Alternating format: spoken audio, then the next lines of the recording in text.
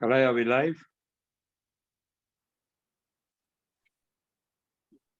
Welcome, everyone. We're just waiting for participants to dial in. We see the numbers rising, so we will give you a few seconds to give the opportunity to everyone to get online and join us. We will be starting shortly.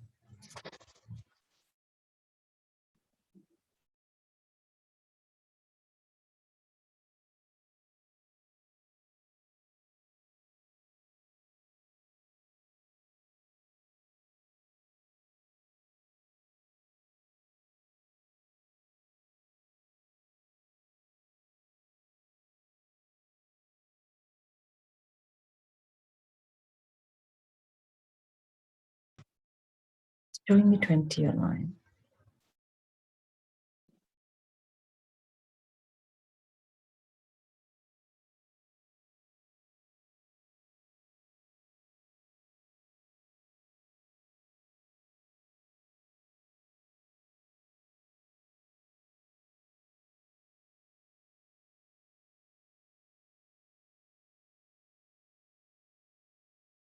Hi, everyone. I think we will begin our webinar today. Thank you all for spending your Friday afternoon joining us here with a panel of speakers on this event, which is a collaboration between the Malaysia-Australia Business Council and Shern Delamore.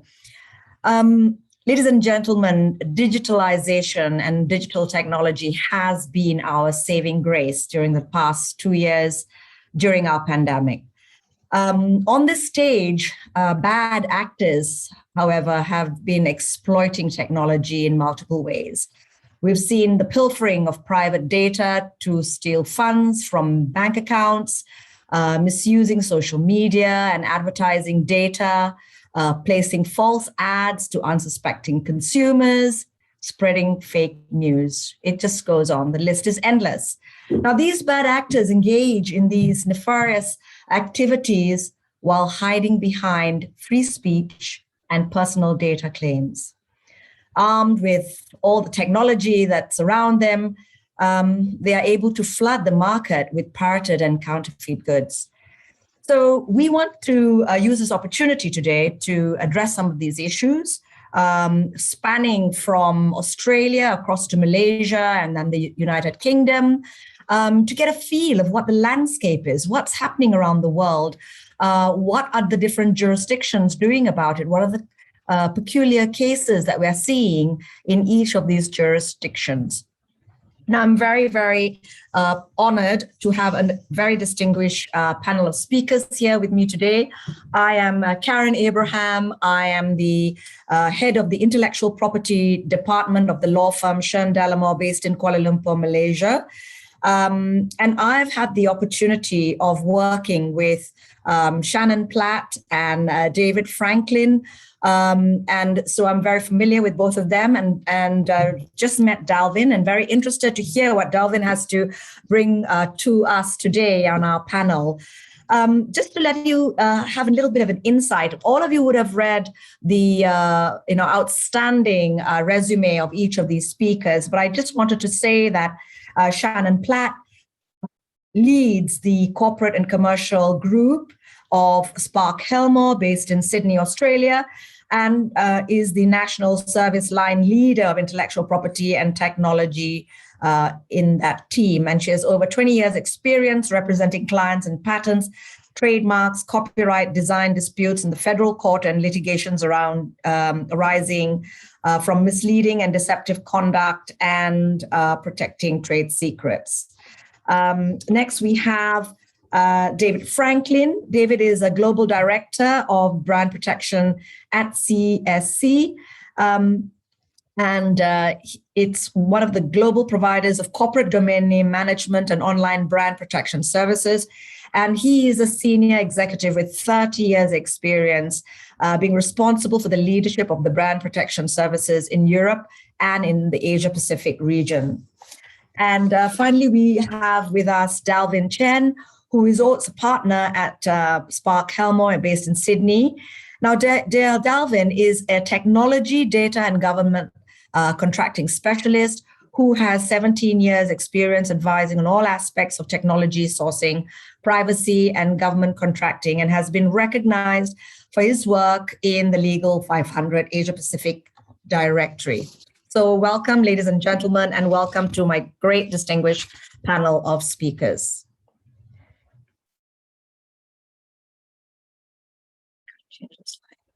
Sorry, I'm just having a...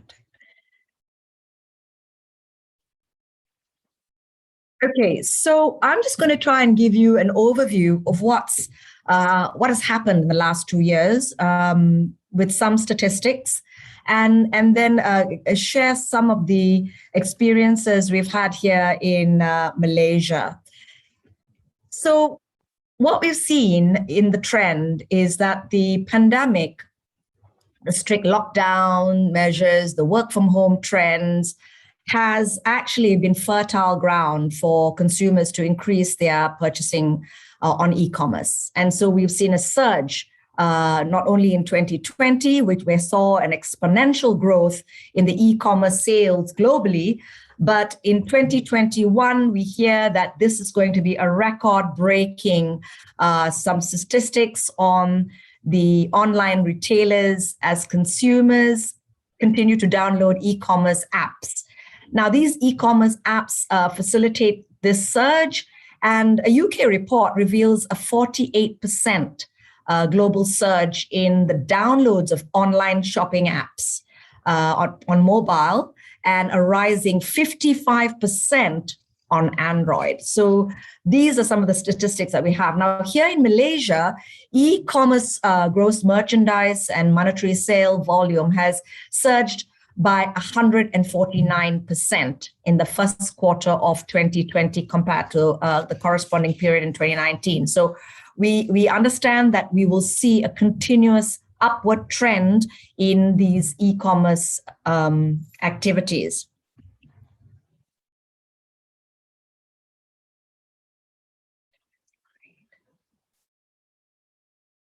Now, one of the things that we've seen during this period with the surge is that the distribution of counterfeit goods or substandard products has been a key area of criminal activity during the pandemic.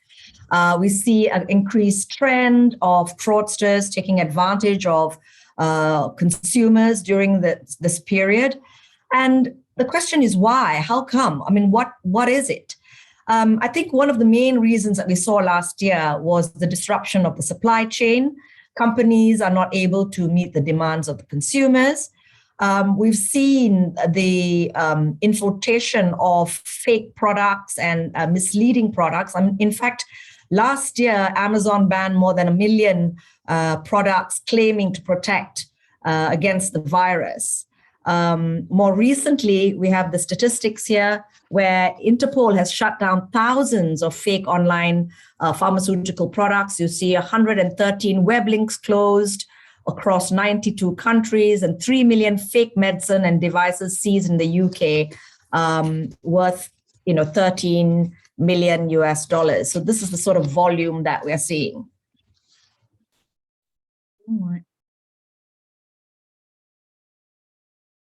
Now, in recent years, we've seen an increased threat emerging, and that is the proliferation of counterfeits on social media. Counterfeiters are openly touted by counterfeiters on the official social media pages of some of the most reputable brands. And we've seen a trend of social media increasing as a key part of the social complex ecosystem, essentially to divert traffic from authentic sites, covering a myriad of sort of rogue online platforms. So they're using this to initiate and grow this trade of counterfeit products. Now, we've seen this on Facebook, Instagram, WeChat, TikTok, and we've seen some of the internationally well-known brands have all been subject to this phenomenon where they've been used, their sites have been used to traffic these goods. What I wanted to do here is to share with you this on this infographic of what happens in 1 minute on the internet. In 60 seconds, you have 197.6 million emails sent, 69 million messages on WhatsApp, 500 hours of content uploaded on YouTube, 2 million views on Twitch. It really makes me wonder what people are doing in the office, doesn't it? In 1 minute, all this is going on.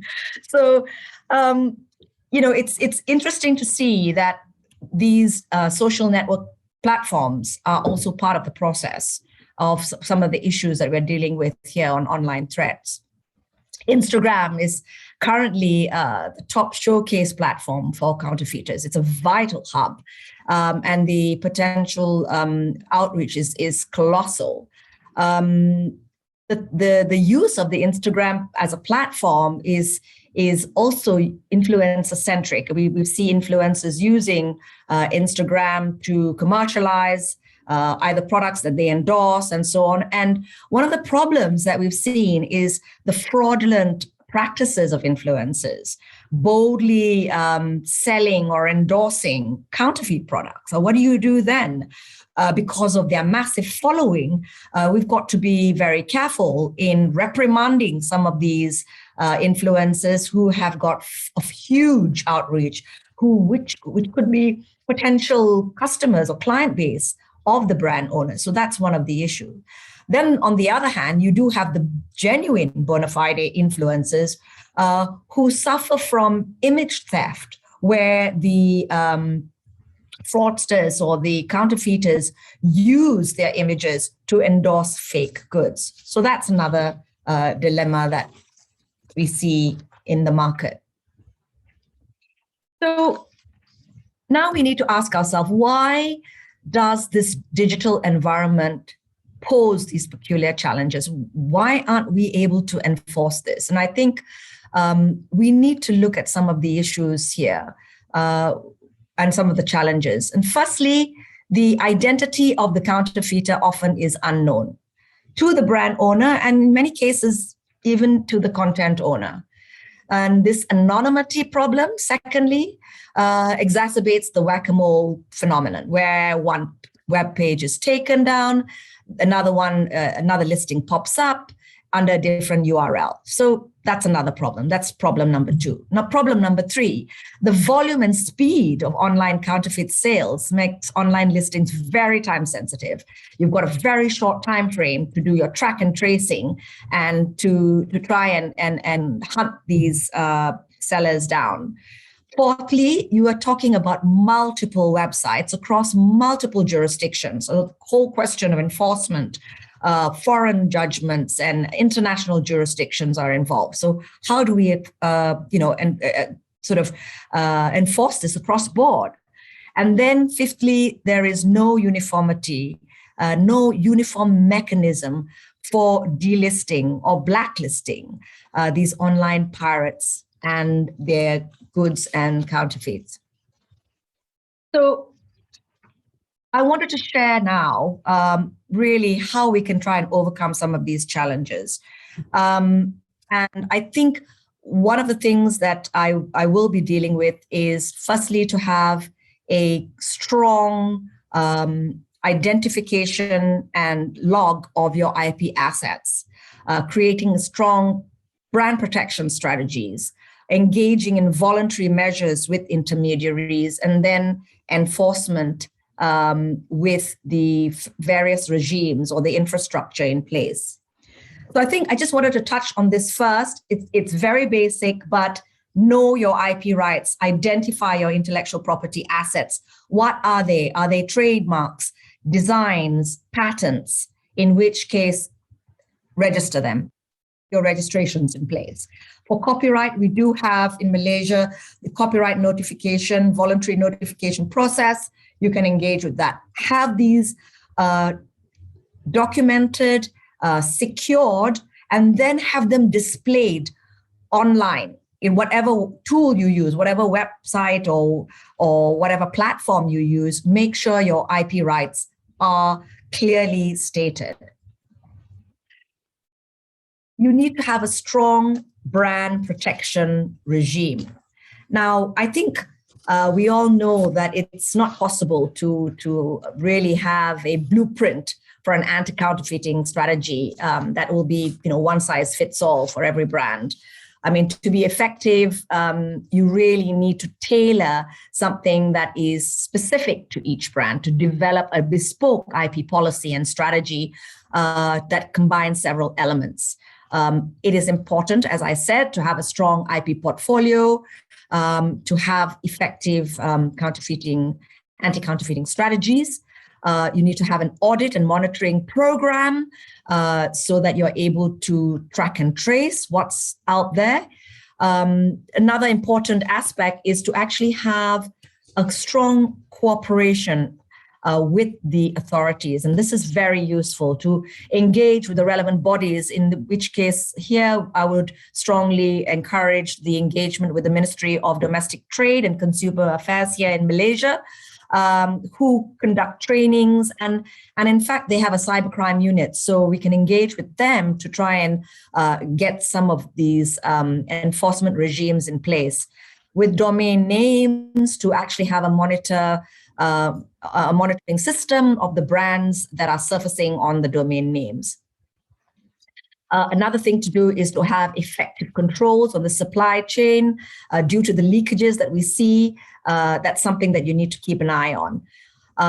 The other issue is having anti-counterfeiting initiatives. And I think this is really important, having shopping directory listings where customers can be sure that only genuine stores are listed. Or you could even have a phone app where consumers could earn points to report on fakes. And this is an app that's available in the US, where customers are encouraged to report on fake sites. Now, another very useful tool, which actually is already in place, is the use gentium of voluntary measures. And I think we all know that with most of the online platforms we engage in, they have their own dispute resolution process, which is really an engagement with the intermediaries and right holders through a voluntary cooperation process to try and initiate the removal of the listings and notifications through notice and takedown. I think most of us are familiar with that. And notice and stay down, which is an important tool as well. Now, there are issues like how do we track and trace? And I think one of the things that needs to be done is to engage with proactive monitoring, investing in big data analytics and machine learning. And all this sounds expensive, but the reality is we need technical tools like blockchain applications, social media tools, and sites where we can have blacklisting for the counterfeit products, whitelisting for the genuine products. This is essential so that consumers have a database or a system of where they can find their checks and balances. Another thing to have also is adopting filtering systems, using algorithms to automatically remove or prevent counterfeit listings from being displayed. So these are some of the ideas that we have, which could be also helpful in the process. Now, here in Malaysia, of course, you have your online regime, you have your offline regime, and we've just talked about online. Just wanted to say that even though we're dealing with online entities and online issues, we can take some action offline. There are preemptive remedies. For example, apart from sending a notice and to explore the online notice and takedown, you can also send a cease and desist letter to the platform or to the marketplace to tell them what's actually going on. So over and above forms that are available, you could do that. I wanted to also share that we have been quite successful with our firm in doing investigations. So what you do have is you have an engagement online and doing a sample purchase, followed by online investigations, followed by offline monitoring, resulting in an offline seizure. This was a case of Longshong bags being seized. We've also had some successful cases online with Liverpool Football Club. We do all their online anti-counterfeiting work, and we've been able to do that where the identity of the seller involved was known. We have a recent case also of Astro, where they had successfully taken action on a seller selling the TV boxes, which were facilitating the communication of copyright infringement of movies. So that's another recent case this year. I would like to spend a few minutes now talking about an option that we have. I've talked about a lot of infrastructure that's out there, and it seems extremely expensive for brand owners to invest in. And what I do want to draw back now to Malaysia is that we do have a legal framework. In February this year, this is a dialogue session where I was representing the Malaysian Bar Council's Intellectual Property Committee, engaging with the Minister of Domestic Trade and Consumer Affairs, which is a relevant ministry empowered to take care of all the intellectual property legislation here in Malaysia. And one of the things that we brought to the attention of the minister was the fact that brick and mortar retail stores in Malaysia are required by law to display the business registration documents, ensure the name of the business or company is clearly printed on sales receipts, and the signboards and storefronts must display the words dimiliki oleh, or in English, owned by. And this is so to ensure the customers and consumers what entities they are dealing with and who they are ultimately transacting with. And our submission was that the same rules ought to apply to merchants and sellers who are conducting business on platforms. Why should it be any different? I'd like to now refer very quickly to the piece of legislation that we have. I don't know why am I? Sorry, this just.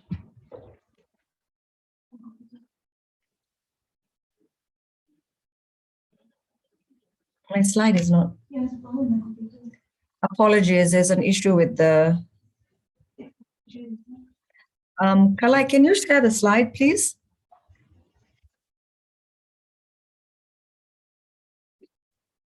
Okay, 1 minute. Thank you. So I think what I'll do is I'll continue speaking. Can you all still hear me? David? Yes. Okay, sorry. Sorry, I think Jessica's having problems with the slides, but I think I'll just continue because I don't want to take up too much time. Kalai, when you get the slides on, can you just get to the consumer protection, electronic trade transactions regulations?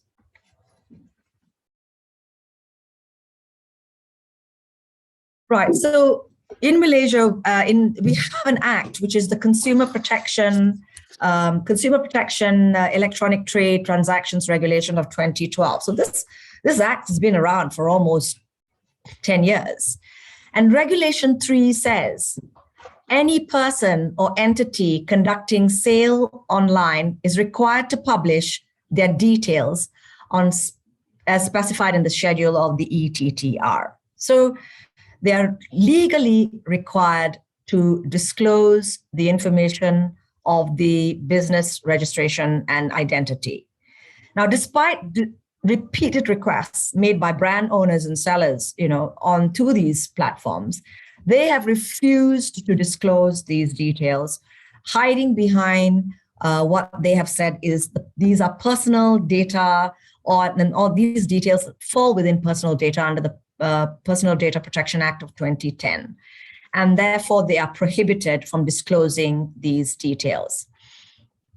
Now, I think one of the things that we have submitted and we continue to submit, and we are in engagement with the authorities, is that the merchant's details, such as the business names, the business address, the business telephone numbers, and the business information used to conduct business on platforms are not personal data. They cannot be personal data. and they are to be considered business contact information used in the course of business for business purposes.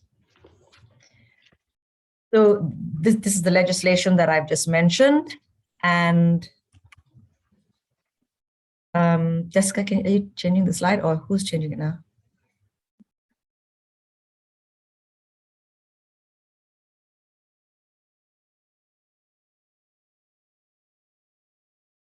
Okay, so those are some of the penalties that you see under the Consumer Protection Electronic Trade. Next. So the PDPA, as I mentioned earlier, is the act that most of these platforms hide behind because they are prohibited from disclosing information that has been shared to them by their data subjects. Now, what we fail to push, and this is something else that we need to push, is that there is an exemption to this piece of legislation, which is Section 39 of the PDPA, which allows for disclosure where it is necessary to prevent or detect a crime. This is a clear case of, all this violation, whether it's copyright or whether it's trademark, is a criminal offense under the Trademark Act and under the Copyright Act. PDPA can also be allowed to be used where it is for the purpose of investigations. So we would urge authorities and the continued discussions and submissions on a dialogue that this piece of legislation does have exceptions, and to elect those exceptions. Finally, I just wanted to mention that there are provisions, and this is the recent case. It's an EU directive, but what I'm trying to submit here is that we need to refer to some of the international decisions that are coming up, which have been liberalizing some of the directives. And this is one such case of the two cases of YouTube and Ciando, where the platform has held to be liable in certain circumstances. So there are certain exceptions on the provisions under the directives where they have kind of shielded themselves. They are not liable unless they have done certain things. Well, here we have a decision which has given a little bit more clarity, and that is that they shall be held liable unless they have made certain efforts. So it does put the onus again on the platforms to do some homework. So thank you very much, ladies and gentlemen. That is my presentation for today. And now I'd like to invite David to share his thoughts with us on what's happening in the landscape over in the UK and from the global perspective from what you have gathered through your work. Thank you very much, Karen. That was very interesting, and I'm going to develop some of your themes in the next 15 to 20 minutes. So let me just share my content first, and then we can get started. So let's bring this up. So I share this. So hopefully you can see my presentation okay. Is that all clear, Karen? Fantastic. Yes, clear, David. Lovely. Yes, thank you for the opportunity, everyone, to share the following with you. So what I'm going to share over the next 15 to 20 minutes is some specific research that CSE did into the impact of COVID on the sort of infringements online, the different channels online, and what's been happening on those channels. I'm also going to share some best practice as well. Now, if any of the participants have any questions, please put them in the Q&A panel or the chat panel. I see we've got one already. Jessica is going to be collating those questions, and we may well be able to answer some of them as we go along, but probably we'll save them until the Q&A session at the end. Okay, so what we're going to cover, as I said, is the results from a CSC study. We're going to be looking at how the coronavirus and the COVID situation has impacted domain name registrations and website registrations. We're going to be looking at trends in phishing and fraud, what's been happening on social media and mobile apps, and also on online marketplaces. Now, Karen's touched on some of that, but we'll put a slightly different spin on some of the things, and we'll also provide some recommendations at the end. Okay. So first of all, we're going to look at some of the research that we covered. Now, many of you as participants may not be aware of CSC, so I thought I'd just provide a little bit of information about CSC and who we are, so you have a little bit of background as to why we might be in a good position to do such research and to be sort of authoritative in this area. So CSC currently protects over 65% of the top 100 global brands, protecting their brand online. We actually protect over 1,000 brands. We also have the largest number of domain dispute resolutions successfully covered. I think over a 99% success rate.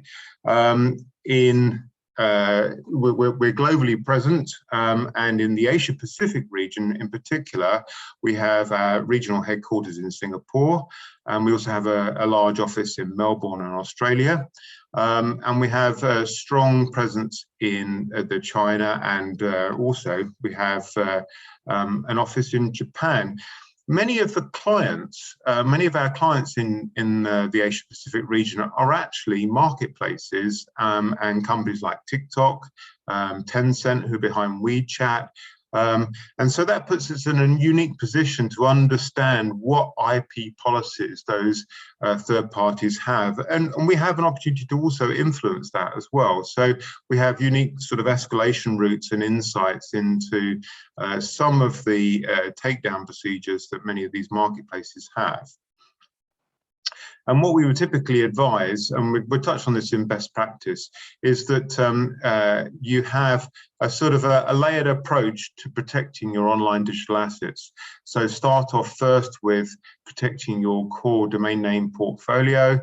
So that's sort of defensively registering the domain names that are really important to your business.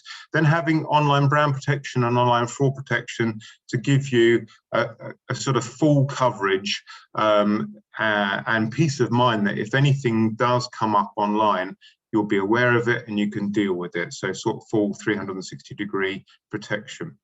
So there's a little bit about CSC.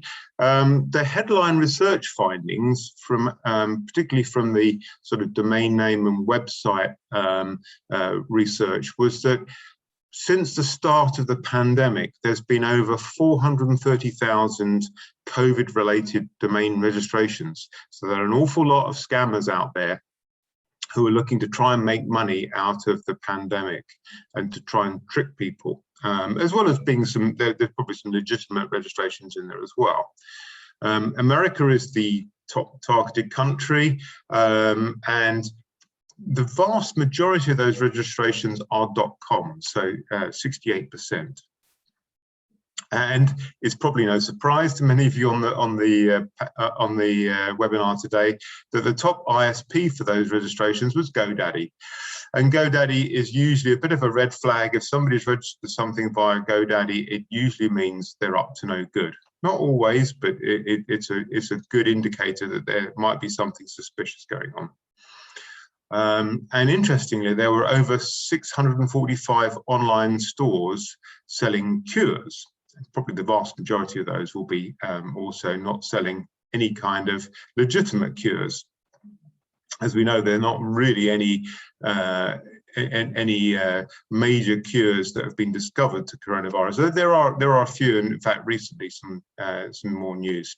Anyway, so one of the things that we found was that, in fact, the domain name registrations very closely mapped the real world events that were going on. So on this graph, number one is the emergence of coronavirus outside of China.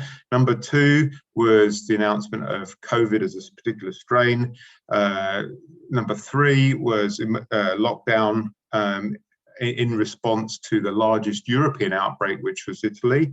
And then point five is that there was an announcement about the fact that you could have a drug cocktail with hydroxychloroquine, so that spiked the number of domain registrations. Then there was pandemic stimulus checks introduced in the States, so number six. Number seven was the World Health Organization mentioned that the coronavirus can be airborne. So you can see how the real world events are being very closely mapped by domain registrations. And that's because people are looking to register domains which are relevant and are going to catch people's attention. And then when we look at the number of domains registered with coronavirus or COVID, we found that equally, there's roughly about a third which are treatment related, third which are track and trace, and third which are e-commerce related. So that's an interesting insight. And if we look at the trend in keywords, so when the pandemic first started at the beginning of last year, some of the main keywords were COVID and coronavirus. If we go to later on last year, we then see that Zoom comes in and work from home. Beginning of this year, we see a much more focused keywords on things like vaccines and long COVID, vaccination. And then looking to the last few months, we see that Zoom has come up, and then there's a few relatively sort of specific keywords that are being used as well. So just gives you an idea of how the use of keywords along with domain registrations has mapped over the time. And these are some examples of some potentially fraudulent sites. You've got things like mask machine, tracking updates, screensavers, that sort of thing. But mainly it was a lot of mask sites and tracking sites. The other thing is that we also tracked homoglyph variations. This is a trend that we've seen over the last 2 or 3 years, that fraudsters tend to use things called homoglyphs, which is essentially using a foreign character set in an otherwise sort of Latin registration. So you can see here up at the top left, you've got the use of the Turkish C, and you've got a German U with an umlaut, you've got a Danish O, and these are very common kind of homoglyph variations. And then you've got a number of different Chinese characters as well, for some a mixture of sort of Latin and IDNs. So we would strongly recommend, if you are monitoring for your brand, that you also make sure that you're monitoring for homoglyphs, because that is how fraudsters tend to try and attack your brand. And of course, it's those surprises we saw there. United States, GoDaddy were the top ISPs, top country, and then Germany was number 2 with one of the ISPs called Pork Bun, and then we had Cloudflare in the Netherlands, etc. The vast majority were .com. This shows you a breakdown of the other kinds of .org, .net, .info, etc. And I believe we'll be sharing some of these slides with participants afterwards, so you can use this as a reference if you're interested. So let's move on to some of the scams that we picked up. So how do the scams typically work? Well, usually you find that the domain names are registered around the keywords COVID, vaccine, to lure victims to a website or even open an attachment or an email. So we would find that if somebody did go to a website or open an email, the sort of thing we're seeing is a sort of a malware is activated by that attachment, and I'm sure many of you are familiar with this. And then the scammer is able to take control of your device, access sensitive personal information. So sometimes they're not necessarily looking to trick you out of money. They're looking to just be able to access your device. It may well have the purpose that they're going to particularly hold your system to ransom. So what we've seen over the last year is there's been an almost 100% increase in phishing. So between 70 and 100%, depending on which study you look at. So we've done our own studies, but we've also seen other third-party studies. And the US FTC has warned about particular types of scams, things like contact tracing scams. There's been a heavy focus on older citizens who tend to be a little bit less streetwise when it comes to surfing online. And things like there's been text scams offering bogus tests or advertising a cure. Others have focused on health and financial concerns. There's been a lot of phishing related to perhaps some of the financial help that many governments have been offering their citizens. So here's an example of a business continuity phishing email. Here's an example of a kind of a refund, a government kind of financial help to people, a scam that is looking to trick people into thinking they might be owed some money. So that's some of the scams to watch out for. So moving on to the online marketplaces that Karen touched on, we have seen as well a strong growth in fake products being sold on online marketplaces. Now we all know that the world has been moving increasingly online, and there's been a large shift in legitimate sales going online because people haven't been able to go to the stores, of course. But what we have been able to track is that the growth of fake products sold online has also increased significantly in the last year.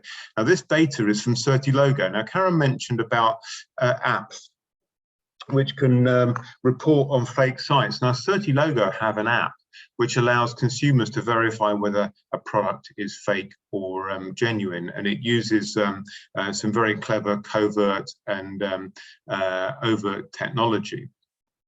We don't have space to go into that, but it's interesting to see that we've got a large increase over the last year. And some of the things that we see, particularly related to COVID, are things like counterfeit tests. Now, this is clearly counterfeit. This is on Alibaba. You can even have customized logo and customized packaging to fake a particular pharmaceutical brand. We also see a strong trend in fake branded masks for different brands. And clearly, if you are a brand, you might want to make sure your intellectual property is not being abused. On mobile apps, we've seen some fake trends, things like COVID lock, which was threatening to leak social media information unless a Bitcoin ransom was paid.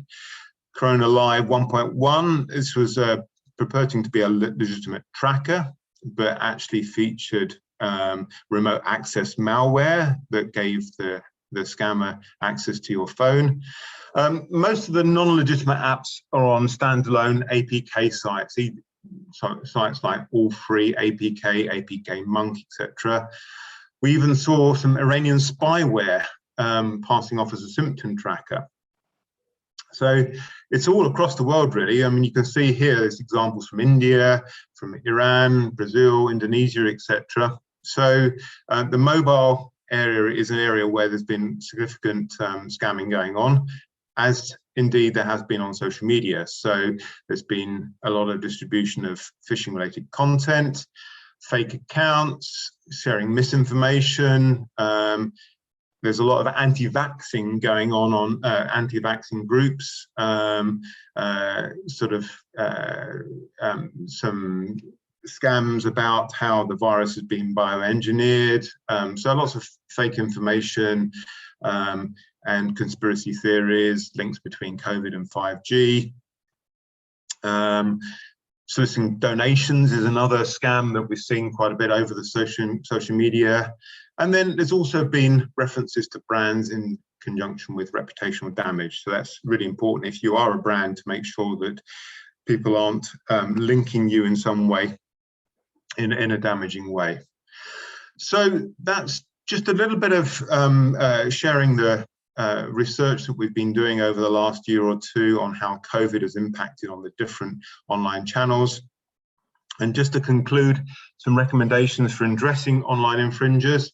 So our recommended approach, and this follows very closely from what Karen had mentioned. Firstly, would recommend doing an audit of the online threat, which is targeting your particular brand or organization. Then we would recommend continuously monitoring relevant content and detecting any infringements, classifying those infringements according to the type of content, whether it's copyright infringement, trademark, counterfeit, phishing or fraudulent, and then securing the evidence via screenshots and timestamps, because that will become quite useful should you need to do any enforcement.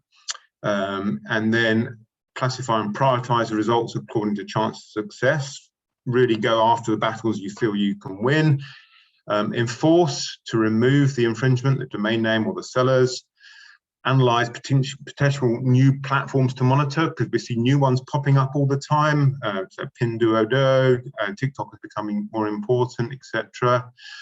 Monitor the migration of traders. Some of them might move from platform to platform, so make sure that you're following that. And then really, I would strongly recommend, where appropriate, joining from online to offline to do further offline investigations, targeted the big fish who might be causing you the most pain. So for instance, tracing a map, a network of activities for that particular infringer, using technology to cluster together the different related activities. So in conclusion, we're seeing strong growth of counterfeit and fraud, especially during the COVID crisis. We are seeing developments in governmental regulations. We might touch on that in the Q&A. Really ensure you're monitoring and enforcement if you can, either doing it yourself or using a company like CSC to help you to monitor and enforce, to protect your brand or your organization. And make sure you're aware of the different enforcement options and the varieties that you can use. So Karen mentioned about understanding what IP rights you have, copyright, trademark, and we would encourage you to make sure that if you have those different IP rights, that you use all of those different levers and options for enforcement. So for instance, copyright, trademark, counterfeit, design rights. Those are all possible ways in which you can enforce on online marketplaces and domain names.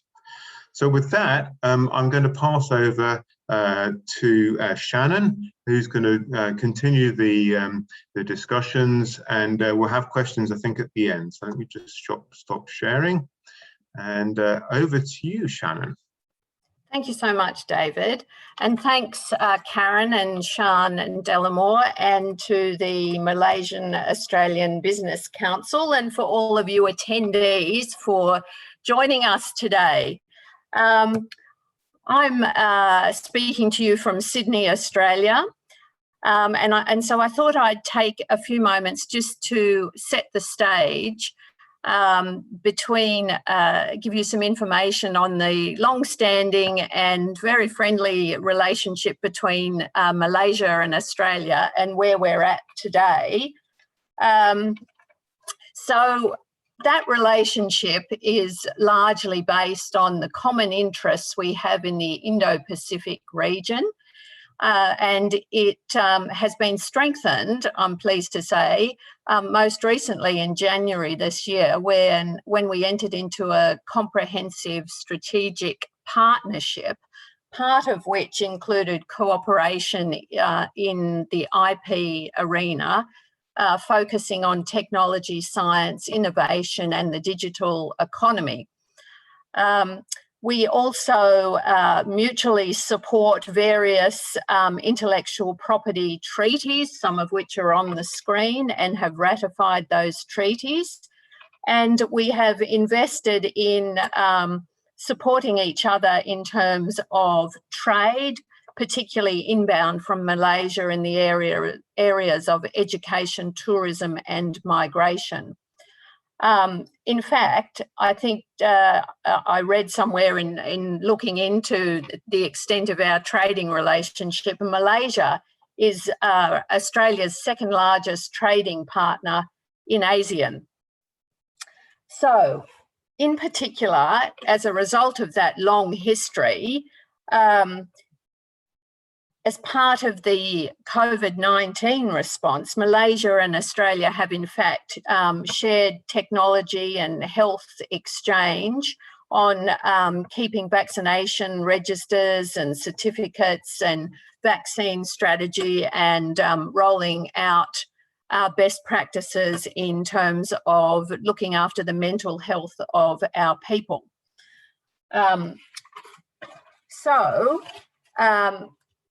If you have a look at this slide, you can see some information around that thriving trade relationship between our two countries.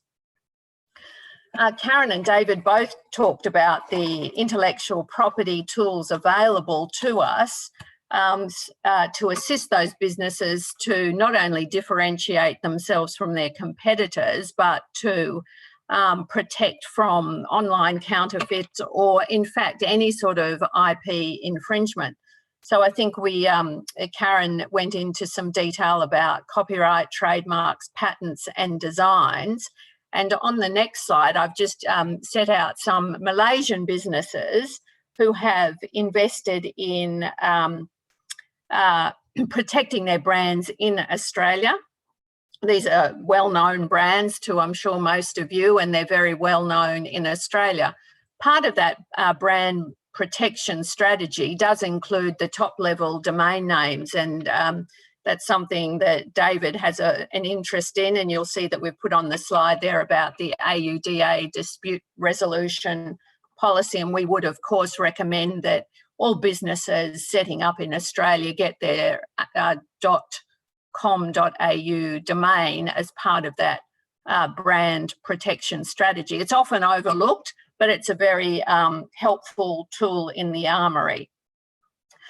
So interestingly, and if any of you are thinking of setting up business in Australia, there is a recent report from IP Australia which sets out some detail around the current state of intellectual property protection in Australia, and it goes into some detail about all of the species of IP. I've now just set out some issues for those of you who are looking at inbound business that are particular to our environment that you should use as a bit of a checklist. One of these, which might jump off the screen to you, is Islamic funding. We're seeing quite an increase in inbound businesses from Malaysia wanting to obtain advice in that area. We also have, like I think Karen mentioned about misleading and deceptive conduct, that's encapsulated in our Australian and our competition and consumer law, and it's part of the armoury to stop counterfeiters and is used in conjunction with often trademark infringement, sometimes with copyright infringement, but more often with trademark infringement. You'll have a collateral claim for breach of the Australian competition and consumer law. So how has COVID-19 impacted all of this? Well, in Australia, you will have all heard on the news that we are doing quite well, but we're also fondly referred to as Fortress Australia. Our borders have been closed for some time, our international borders, and in fact, domestically, our borders have been closed. So each state and territory has been closed to others. And at the moment, New South Wales and Victoria well, I think most of the country is shut off from Queensland. So we've put some statistics together for a number of cases, and I've set out the border restrictions. The good news is that we are, the federal government has indicated an intention to open up to migration and international students towards the end of the year, which is good news for those people from Malaysia wanting to come over to Australia for study or for work. I mean, there is a huge labour shortage at the moment. I don't know whether that's something that you're experiencing in Malaysia, but definitely in Australia, as businesses start to open up, we are feeling the effect of the labour shortage and tight labour market. So this slide just sets out the interstate travel restrictions. It's quite an onerous regime of mandatory vaccination, QR codes and vaccination certificates, etc., which gives rise to personal data considerations, which my partner Dalvin Chen will be going into in more detail shortly. So one of the other factors that we've seen and an increase in cause an increase in and risk to manufacturers and suppliers in Australia is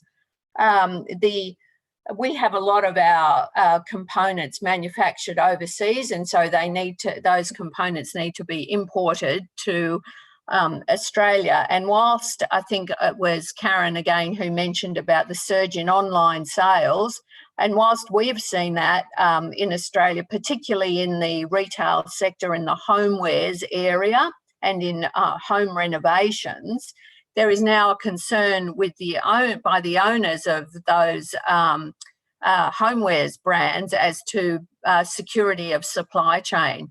So this is why we've mentioned here the delays in manufacturing and distribution is a mounting problem, and it's something that's in our news quite frequently. So how is our IP system coping with all of this? So from an administrative perspective, our IP is managed by IP Australia, and you can see the website address there. And I'm pleased to report that they're managing quite efficiently.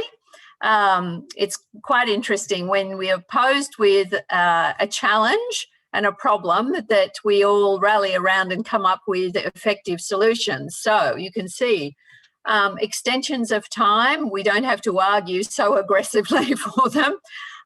Hearings by video are actually working efficiently.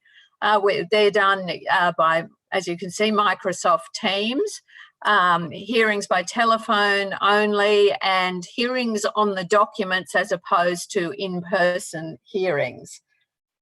Also, I don't know Karen's experience on this. The one area I do still have a niggle, and I think there's room for improvement on, is with regard to notarization of documents. So whilst we have electronic transactions acts in our various states and territories, and whilst our corporations law was amended to allow for multiple directors to sign documents separately, regrettably, the Society of Notaries has put a spanner in the works and said that it has to be in-person notarization of documents. So that's one problem that hasn't been satisfactorily addressed to protect brands internationally, because notarization and legalization, authentication is part of an international brand protection strategy. So whilst IP Australia is doing a fine job, I think that there's room for improvement there.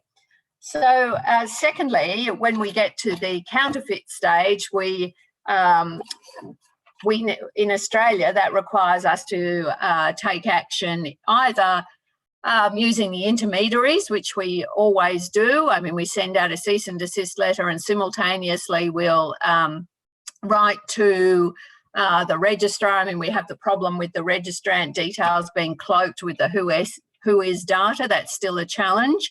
But if you launch a UDRP dispute, you get access to that data. So we have a multifaceted approach, and it's very similar to that Karen has run through. But a part of the armoury is actually still using the federal court, and our federal court is running very efficiently. They're masters at Microsoft Teams, and in fact, I've been involved in a number of hearings and mediations up to the appellate court level successfully on IP matters using Microsoft Teams in the federal court.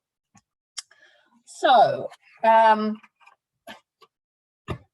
infringement strategy that we roll out, as I said, is multifaceted, and we've had some success, but I also endorse Karen's comments on follow the money. That is by far the most effective way to stop a counterfeiter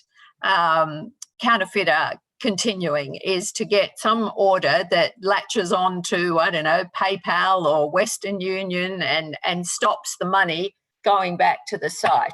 That does not, however, solve the whack-a-mole problem, but at least it stops it for the immediate future. So that's the approach we've taken. And the online sales and risks associated through online sales, as those sales increase in the COVID-19 environment, continue. And I think that we need to just focus on using the tools such as David's company provides to try and stop it as best we can. So I am now going to turn over to my partner, Dalvin Chen, who's going to talk to you about cybersecurity issues in this COVID environment. Thank you, Shannon. So good morning to those in the UK, good afternoon to those in Malaysia, and good evening to those in Australia. So as Shannon says, my name is Dalvin Chen, and I'm a partner at Spark Helmore, where I specialize in technology law and cybersecurity. So I'm going to say a few things about the cybersecurity landscape in a COVID world. In Australia, there's been a strong push to regulate the online players such as Facebook, Google, and Amazon. The geopolitical landscape, coincidentally, has also significantly changed. This has not surprisingly resulted in a significant increase in reactive cybersecurity regulation. And in a lot of ways, COVID has accelerated this, and it's driven mainly by the increasing use of data and the consequent threat of data breach and cybersecurity attacks, which has risen almost entirely because Australians, and I suspect Malaysians and those in the UK, have developed an incredible dependence on technology. There are things like working from home, online shopping, and the use of digital payment options. We've seen that increase significantly in Australia and globally. So I'll expand on this a little bit by talking about two things. The main data security themes we're starting to see in a COVID world, particularly as it relates to cyber attacks, and secondly, vaccine passports. But before I do, and I see that the slide has already been put there, I wanted to provide a brief overview of privacy law in Australia and Malaysia. Karen has already touched upon this, so I'll keep this relatively brief. In Australia, the protection of personal information is governed by the Privacy Act. In Malaysia, the equivalent term is personal data, which is regulated by the PDPA, the Personal Data Protection Act. There are a number of key differences between the Australian Privacy Act and the PDPA.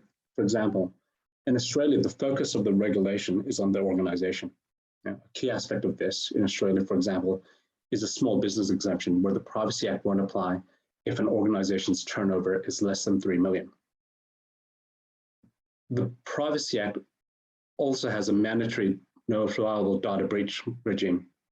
In effect, if there is a data breach that will likely cause serious harm, there are notification obligations that are immediately triggered. As I understand it, in Malaysia, and Karen touched upon this too, the nature of the transaction, or commercial transactions to be precise, is more the focus rather than on the organization. There isn't necessarily a smaller business exemption either. So there isn't a revenue threshold.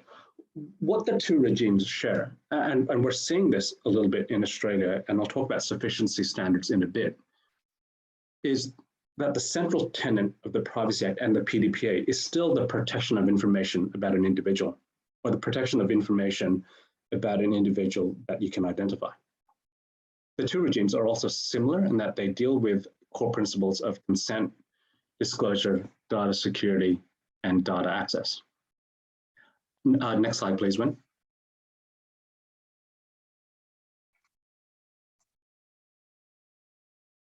So now we have an overall view of the privacy regulatory regime in Australia and Malaysia. I wanted to talk about cybersecurity themes that we're starting to see in COVID. And especially as everyone's being pushed down the path of digitization. And there has been, in Australia, in Forces Australia more so than others, in a push to restrict physical movement.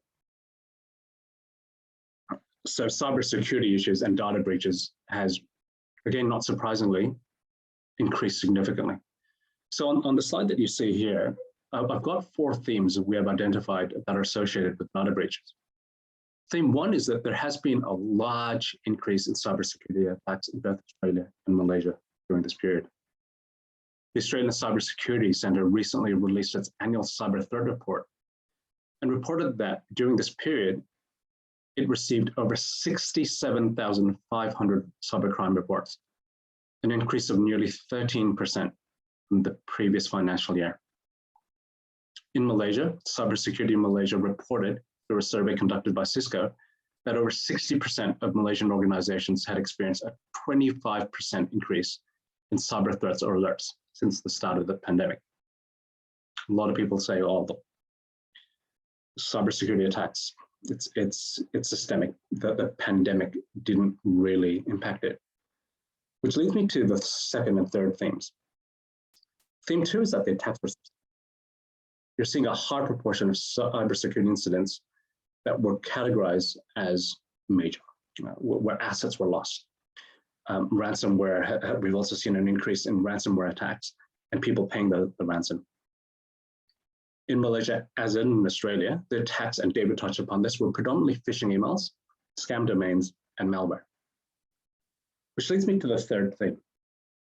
The cyber attacks have been found to be directly attributable to the pandemic environment. According to Cybersecurity Malaysia, for example, 49% of Malaysian organizations ranked cybersecurity more important than before the pandemic. In Australia, cyber criminals have targeted and taken advantage of people's desire for digitally accessible information or services. More precisely, there was an increase in desire for accurate health information. There was a lot of misinformation out there, and David touched upon this, and there were a lot of bogus websites talking about cures. The final theme is that cyber criminal or threat actors have targeted critical infrastructure and essential services. In Australia, about 25% of cyber incidents reported were against Australia's critical infrastructure or essential services.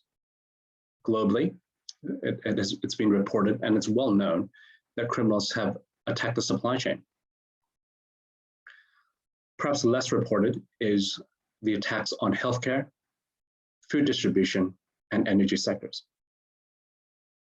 If you had to crystal ball this, you'll find that what used to be classified as critical infrastructure, water utilities, etc., will start changing. We're going to start looking at food and, to a certain degree, retail as essential services. Next slide, Win. So what does this look like going forward? And there were a number of things that we could try to crystal ball and talk about, but I chose vaccine passport.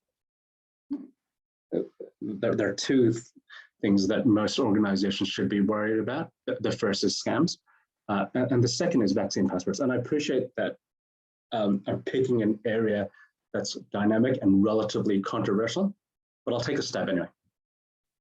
So what are the three important things as it relates to vaccine passports? The first is the global recognition of vaccine passports. That's going to be critical. Each country or region will likely take their own approach to vaccine passports.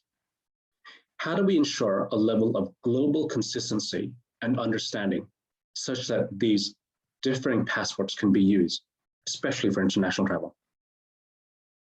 The second issue is data security. Will there be one universally recognized data protection standard?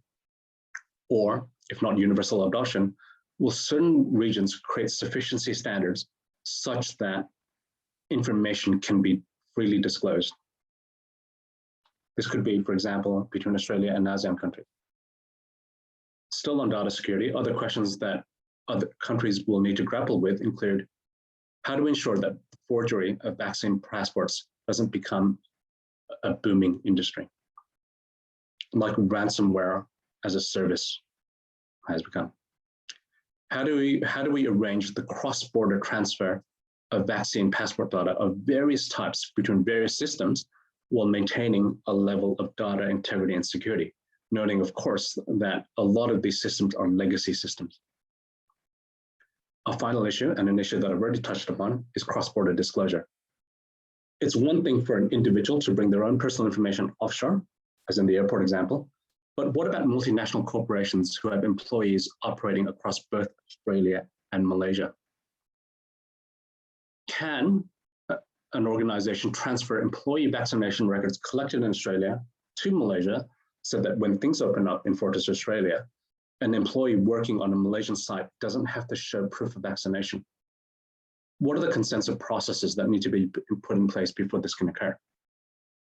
As I said, this is a dynamic situation, and the questions will need to be tackled and thought through, and at the very least, a bilateral manner. So having said all these difficult questions, what can you do, what can organizations that operate in both Australia and Malaysia do to ensure that they're prepared for these post-COVID cybersecurity risks? Noting that, and as Shannon alluded to, Australian organizations will likely require mandatory compliance with vaccine passports or vaccine requirements in some form. There are three things that, in our view, an organization can do to prepare. First, organizations should ensure that the policies and procedures are up to date. This is a dynamic area. Everything needs to be looked at: privacy policies, data collection notices, data breach response plans, data security protocols. Second, organizations should revisit relevant legislation to determine what cross-border limitations on disclosure of personal and health information are, and ensure adherence to this. In the Australian context, it's imperative that organizations keep up to date with public health orders and guidelines issued by the regulator. And last, but certainly not least, organizations should, via associations like the Malaysian and Australian Business Council, look to and encourage bilateral discussions as it relates to some of the key privacy issues with COVID: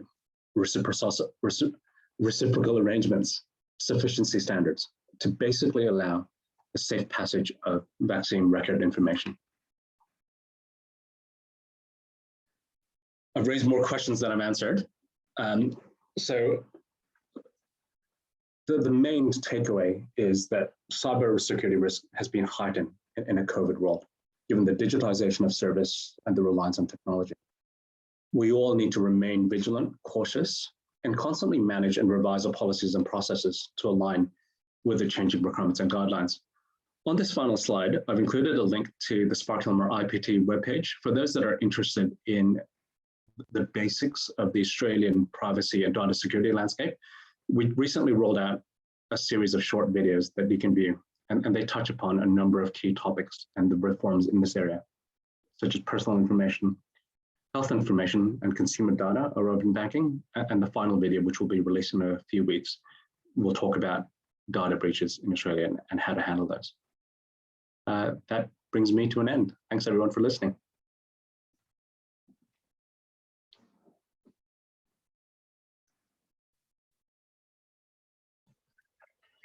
Thank you, Dalvin, and thank you everyone for that very, very insightful and informative discussion. Actually, it was very interesting that we moved beyond just the threats in the IP domain and into really the landscape of how we're going to have to take care and have safeguards and have uniform measures in order for us to have a seamless environment to do business with, or just basically to live in without all these difficulties. Jessica, can we put up the slide? So now we're going to have our Q&A session, and I'm going to pass this on to Jessica to take the lead, to channel, read out the questions, and then we will try to answer this. Sure. Thanks very much, Karen. So the first question we've received from an anonymous attendee is, I think this is directed towards you, Karen. How widespread is enforcement under the PDPA for any online criminal activities or purported criminal or cheating instances? In fact, under the Consumer Protection Digital Law you have mentioned, how much enforcement has been conducted by the relevant ministry or the police?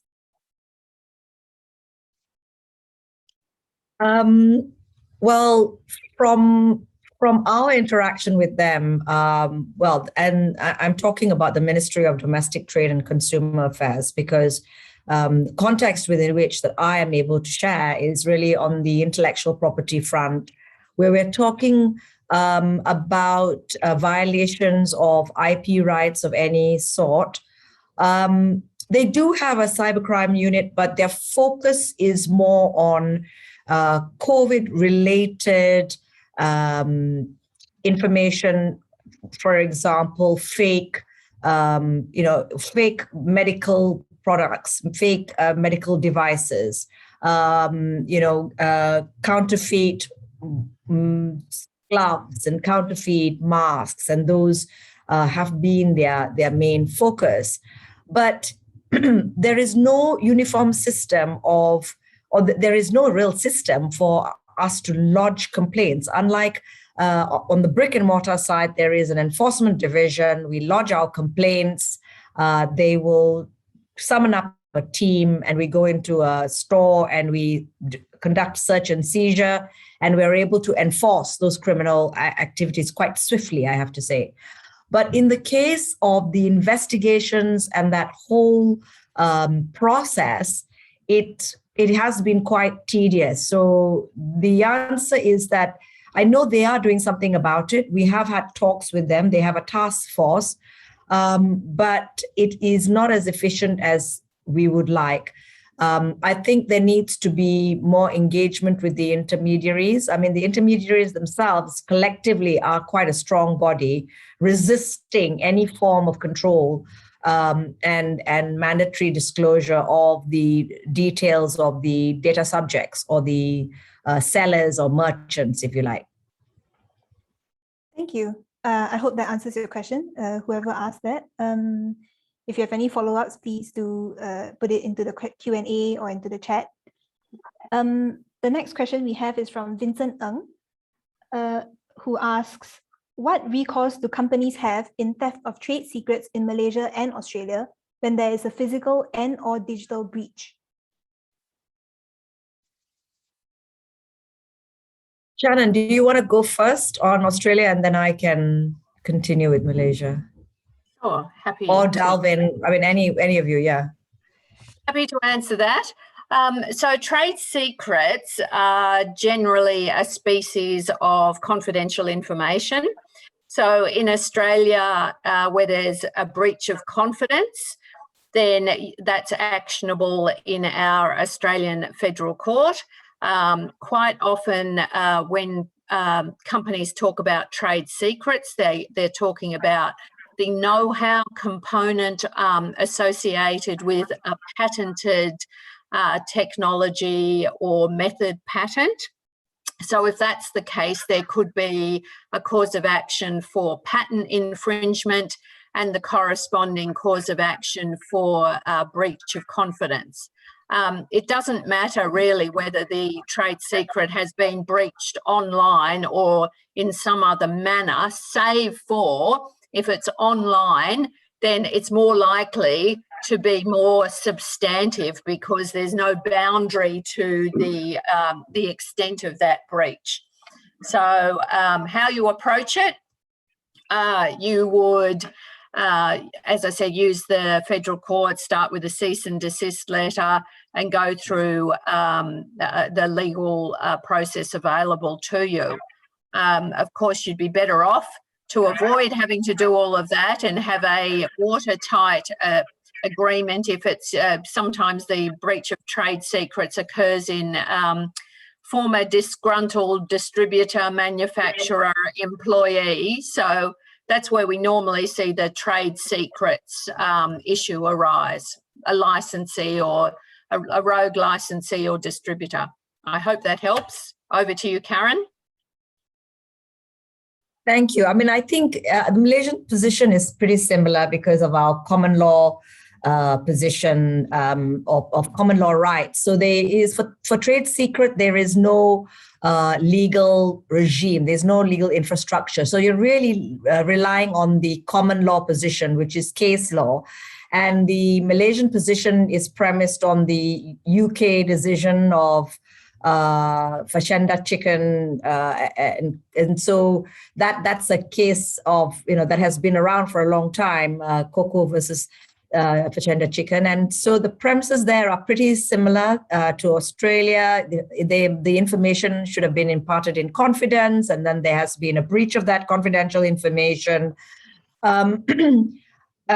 Similar situation, in most cases, because it's there is no real legal regime. It's all really pretty much based on the evidence and whether or not it was imparted in confidence. And so there's some of the challenges there discourage parties to go to court. But like Australia, you can adopt a preemptive remedy by sending a cease and desist letter and try to negotiate from there, or proceed to court and to get an injunction and a restraining order and so on. But I would strongly recommend in such situations to approach a mediation type arrangement to try and resolve the matter swiftly so that parties can get on with their business, preserve the evidence, preserve the privacy of that information and the secrecy of that information, and get on with the business. So that's my 2 cents worth.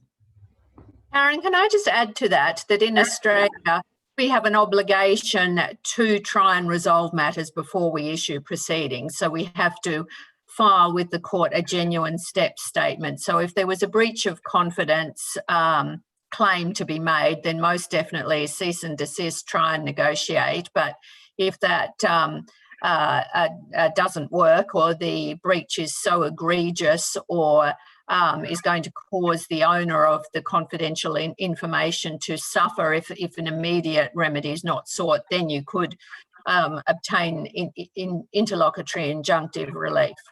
But we do have an obligation to try and resolve if we can. Since you've mentioned that, Shannon, I was just curious to know, what about mediation? Is that mandatory mediation, or that it's strongly encouraged and you have to explore it and say it did not work, or we tried it but parties are not interested before you litigate? Not prior to litigation, but it is the general rule rather than the exception. The tables have turned so that I'd say 90% of federal court litigation matters, which is where IP disputes sit, are referred to either court-appointed or external mediation, usually just prior to the evidence stage, or sometimes after the evidence stage, depending on the issues in suit and whether you need that evidence to be able to have a meaningful mediation. But mediation these days is a standard interlocutory stage. Right. Okay. So, Jessica, do you have any other questions? Would you like to pose any questions to the panel?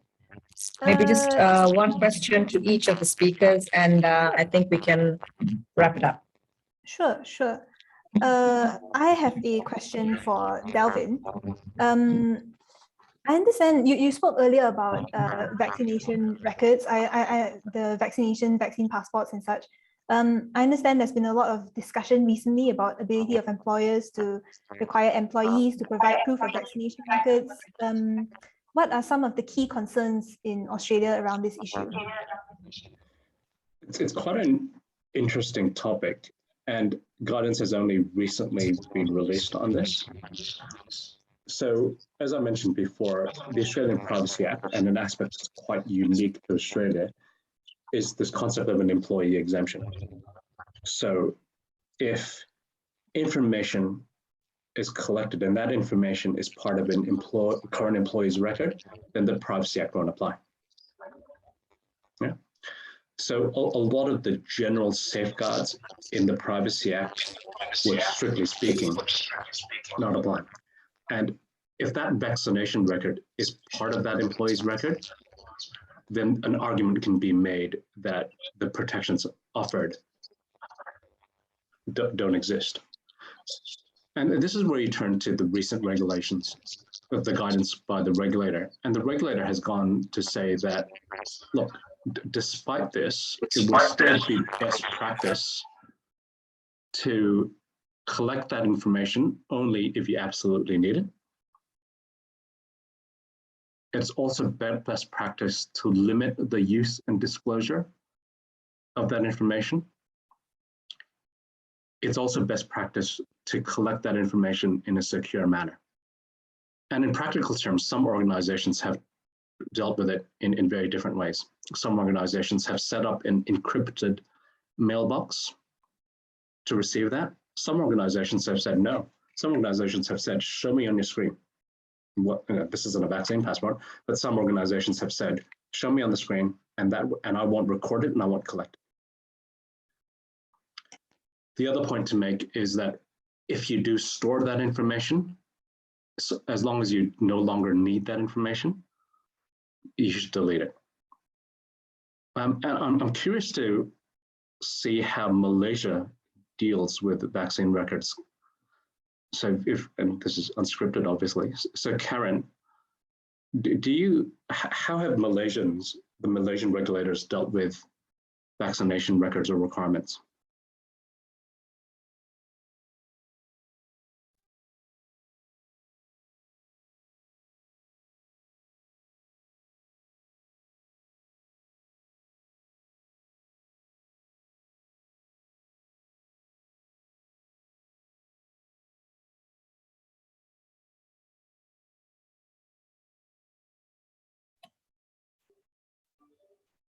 Karen, I think you're on mute. We can't hear you.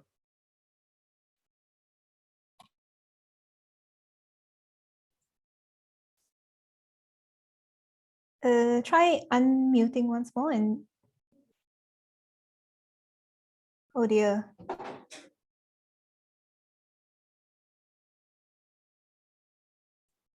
I'm not sure about the rest of you. I can't hear Karen on my end. I can't either. Oh dear. No.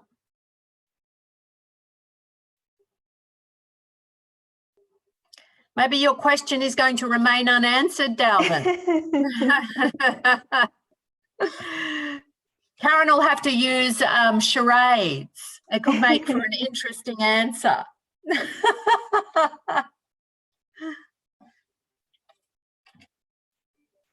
Well, I mean, I'll as a Malaysian, I'll answer just briefly. I'm not sure what exactly Karen would want to cover, but in general, all our vaccination records, it's all being sort of, there's a central database through a mobile app.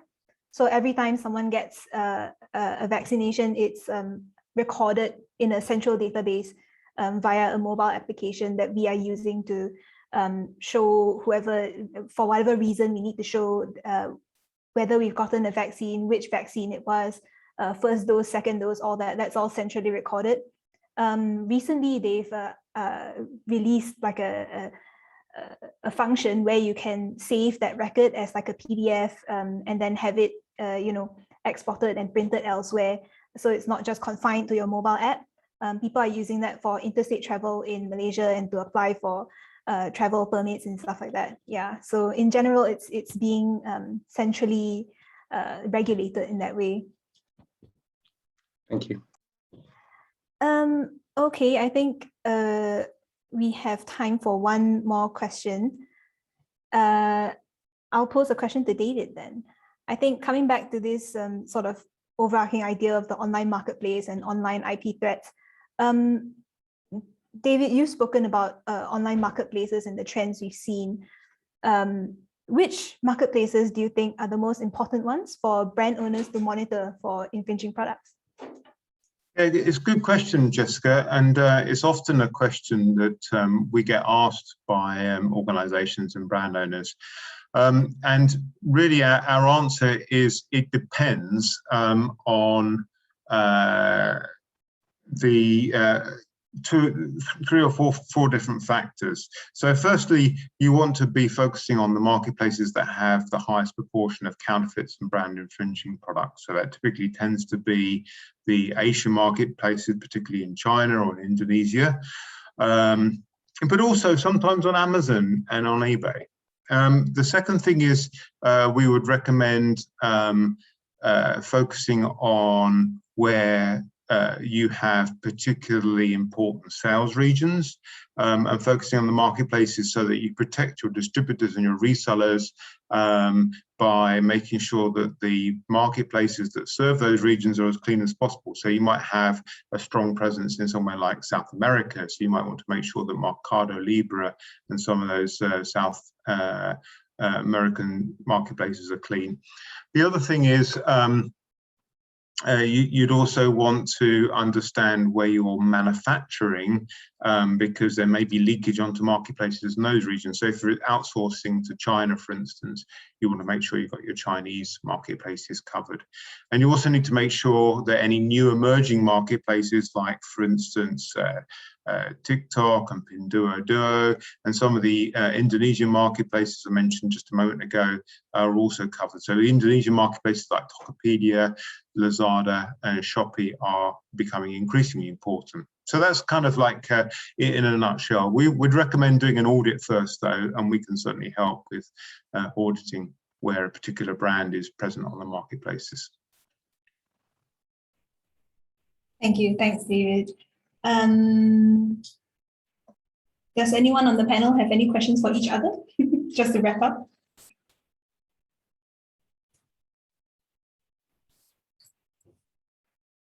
Thank you, everyone, and sorry about that. I don't know what happened to my computer, but thank you to the panel of speakers. It was fantastic. We've covered so much ground. In fact, I thought some of those slides, we could just do half an hour on just one of those slides. I have so many questions. So this is a conversation that we can continue, exploring and delving. And in fact, I'm going to talk to Shannon and Dalvin about doing something on an international level in one of the associations to try and really flesh out some of these things, because we were really just, touching the surface. We really didn't go deep down inside, like, just on one topic alone, one of these areas, we should just talk about that, and talk about, the personal data rights, for example, of collation of all this evidence and who is the guardian and, what happens when there's a breach and what are the consequences, how do we enforce it? I mean, we don't have that infrastructure in place. So that's just a debate that continues, and we need to keep the conversation going.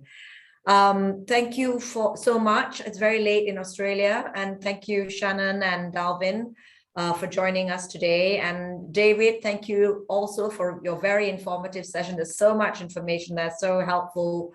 And to the audience, thank you for staying with us, and to MABC, Ramesh and Kalai, thank you for your support.